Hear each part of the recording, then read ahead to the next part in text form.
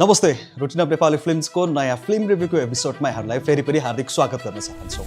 अभिमन्यु भन्ने बित्तिकै तपाईँलाई महाभारतको क्यारेक्टर याद आउँछ। अर्जुनका छोरा जो युद्धमा गएका थिए र त्यो चक्रव्यूहमा जान सक्ने आइडिया थियो उनलाई, तर त्यसबाट कसरी फर्केर आउने त्यो आइडिया पनि थिएन र त्यस कारण नै उनी त्यो चक्रव्यूहमा फस्न पुग्छन् र देहान्त हुन्छ।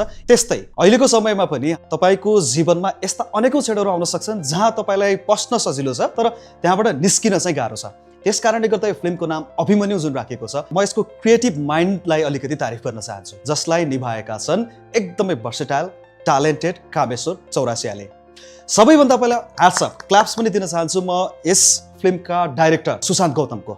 एकदमै प्रमिसिङ देखेका छन् र एकदमै उत्कृष्ट उनको काम देख्न सकिन्छ। एउटा क्यारेक्टर छ जसको नेचर रहेको छ अलिकति एउटा सफ्ट, एउटा काइन्ड हार्टेड र धेरै दायाँ बायाँ नसोच्ने भनौँ, तर एउटा सरल पात्र पनि कसरी बाङ्गिन पुग्छ त यो समाजमा। फिल्म कस्तो छ म एकैचोटि भन्नुभन्दा यसको पहिलो राम्रो पक्ष के छ यसको बारेमा कुराकानी गर्नेछु। पहिला त हो यसको कास्टिङ। एक से एक राम्रा कलाकारहरू जो थिएटरको ब्याकग्राउन्डबाट आएका छन् र उनीहरूको शानदार काम तपाईँले यस फिल्ममा हेर्न सक्नुहुनेछ। पहिला त तपाईँलाई तारिफ गर्न मन लाग्नेछ कामेश्वर चौरासियाको। सायद उनले आफ्नो जर्नीमा अहिलेसम्म जति पनि क्राफ्ट गरेका छन् फिल्ममा, अहिलेसम्म यसरी लिड रोलमा आफूलाई कुनै फिल्मलाई बोक्ने मौका भने पाएका थिएनन्। तर यो फिल्ममा भने एकदमै धेरै स्क्रिन टाइम र उनकै वरिपरि यो कथा पनि बुनिएको हुँदा उनको एक्टिङले फिल्मलाई कसरी बोक्नेछ पहिला त त्यसैमा च्यालेन्जिङ रहेको थियो र त्यसलाई भने एक्सिलेन्ट जब गरेका छन् यसमा कामेश्वर चौरासियाले। त्यसपछि तपाईँलाई लक्ष्मी बर्देवाको एक्टिङ पनि सुपर्ब नै लाग्न सक्नेछ, उनी पनि एकदमै राम्रो कलाकार हुन्। त्यसपछि साइड क्यारेक्टरहरू जति भएका छन् यस फिल्ममा अन्य कलाकारहरू सबैको एकदमै उत्कृष्ट काम रहेको छ। एउटा अर्को राम्रो पक्ष भनेको यस फिल्मको प्राविधिक पक्षलाई ल्याउने हो भने यसको सिनेमाटोग्राफी,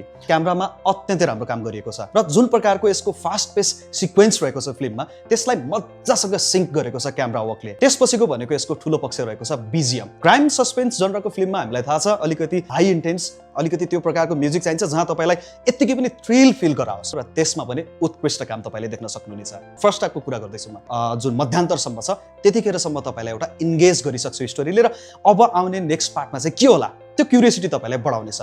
र जब यसको सेकेन्ड पार्ट सुरु हुन्छ त्यसपछि भने कथा एउटै फ्लोमा बग्छ। डायलग डेलिभरीहरूमा कुनै पनि समस्या पाउनुहुन्न, किनकि कलाकार नै एक से एक रहेका छन्। चाहे तपाईँ नेपाली अडियन्सलाई पुरा बुझाउनको लागि होस् वा भोजपुरी, मैथिली, अवधी त्यो भाषाको पनि युज गरिएको छ। र अगेन कामेश्वर चौरासिया अब आफै पनि तराई मधेसबाट बिलङ गर्ने भएको हुनाले एकदमै नेचुरल लाग्छ। लक्ष्मी बर्देवाको पनि सुपर्ब लाग्छ र अन्य जति पनि यो डायलग बोल्ने मान्छेहरू छन् उनीहरूको पक्षबाट पनि कुनै पनि कमजोरी देखिँदैन। तपाईँले अभिमन्यु च्याप्टर 1लाई चाहिँ एउटा क्रिएटिभिटीको हिसाबले समथिङ न्यू यो प्रकारको फिल गर्नको लागि तपाईँले एकदमै मन पराउनुहुनेछ। यदि यो फिल्म नचल्ने हो भने मेकर्सलाई, जसले केही नयाँ गर्न खोजिरहेका छन्, तपाईँलाई स्क्रिनमा केही फ्रेस देखाउन खोजिरहेका छन्, त्यसकारण उनीहरू हौसलाको लागि पनि यो फिल्मलाई सफल हुनुपर्छ। यस अगाडि पनि अब पूर्णबहादुरको सारङ्गी जस्तो फिल्म बनाएर सुपर डुपर हिट, नेपालको अल टाइम हिट फिल्म दिइसकेका विनोद पौडेल जसको प्रोडक्सनमा यो फिल्म 7C सिनेमाले चाहिँ तयार गरेको छ, उनलाई कम्तीमा पनि फ्री ह्यान्ड दिएको जस्तो लाग्यो। प्रोडक्सनमा कुनै पनि समस्या छैन। काठमाडौँ भ्यालीमा जति चाहिन्थ्यो एलिमेन्टहरू त्यो सबै दिने प्रयास गरिएको छ। बिचबिचमा ह्युमर अब कामेश्वर चौरासियाले आफैले तपाईँलाई इन्टरटेन गरिराख्छन्।